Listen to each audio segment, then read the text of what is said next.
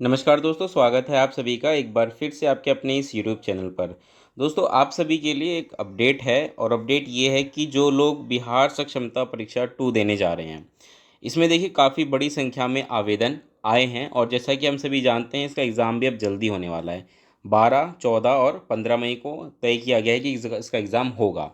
लेकिन इसी के साथ-साथ दूसरी बात ये भी है कि बहुत बड़ी संख्या में जो नियोजित शिक्षक हैं, उन्होंने फॉर्म भरा है राज्यकर्मी बनने के लिए। लगभग 85,000 देख सकते हैं यहाँ पे आप 85,000 और नियोजित शिक्षक राज्यकर्मी बनने को तैयार।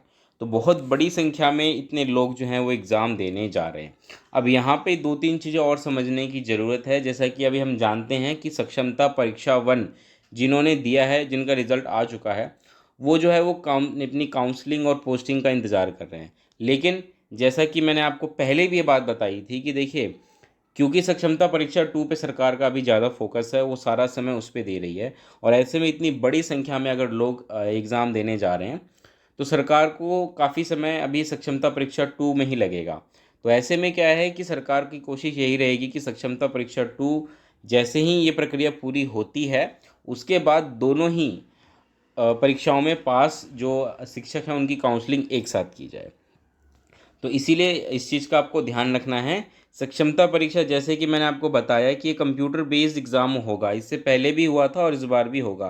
पिछली बार बहुत सारे लोगों को दिक्कत आ रही थी। दिक्कत किस लिए आ रही थी? जो खासकर जो ऐसे शिक्षक जो कई वर्षों से काम कर रहे हैं। अब क्योंकि वो टेक्नोलॉजी से काफ़ी दूर हो चुके हैं, तो ऐसे में उनको दिक्कत आती है। कंप्यूटर को चलाना, बेसिक चीज़ें भी करने में दिक्कत आती है। तो ऐसे में इन शिक्षकों को ज़रूरत है कि वो खुद को इसके अनुसार ढालने की कोशिश करें, क्योंकि आपका एग्ज़ाम तो कंप्यूटर बेस्ड ही होगा।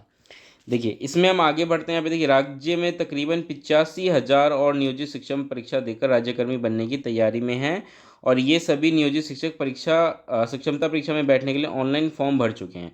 तो कहने का मतलब ये है कि इतने तो ऑनलाइन फॉर्म आए हैं। इस चीज़ को आपको ध्यान रखना है। जैसा कि हम जानते हैं कि परीक्षा में पास होने के लिए सामान्य कोटि के नियोजित शिक्षकों के लिए न्यूनतम 40% अंक, पिछड़ा वर्ग कोटि के नियोजित शिक्षकों के लिए न्यूनतम 36.5% अंक, अत्यंत पिछड़ा वर्ग के नियोजित शिक्षकों के लिए न्यूनतम 34% अंक, अनुसूचित जाति, अनुसूचित जनजाति कोटि, दिव्यांग कोटि एवं महिला कोटि के नियोजित शिक्षकों के लिए न्यूनतम 32% अंक लाना अनिवार्य है। तो इस प्रकार से आप समझ लीजिए कि काफ़ी टफ भी रहता है इसका पेपर। तो जो लोग ऐसे जो पिछले कई साल से पढ़ा रहे हैं, क्योंकि देखिए, हम जब एग्ज़ाम की तैयारी कर रहे होते हैं ना, तो हमारे दिमाग में वो चीज़ें फ्रेश रहती हैं। लेकिन जब हम उस चीज़ की प्रैक्टिस छोड़ देते हैं, किसी भी एग्ज़ाम की मैं बात कर रहा हूँ कि अगर आप प्रैक्टिस छोड़ दे रहे हैं, है ना, सिर्फ अब आप स्कूल में बच्चों को पढ़ा रहे हैं, तो बच्चों को पढ़ाने के लिए ऐसा थोड़ी है कि आप पूरे दिन जी के खुद से पढ़ के जाते होंगे, है ना, मैथ्स की खूब तैयारी करते होंगे। नहीं, आप उतना ही तो पढ़ के जाते होंगे जितना बच्चों को पढ़ाना है। इससे क्या होता है कि आपकी जो एक जो नॉलेज होती है, जो चीज़ें आप एज ए जब आप एग्ज़ाम दे रहे होते हैं, उस वक्त जो आपकी नॉलेज होती है, और अगले कुछ 2-3 मतलब 5-6 साल बाद अगर आपकी वो तैयारी छूट जाए, तो ऐसे में क्या होगा, आपकी जो नॉलेज है वो कम होती जाएगी। तो ऐसे लोगों को फिर दिक्कत आती है।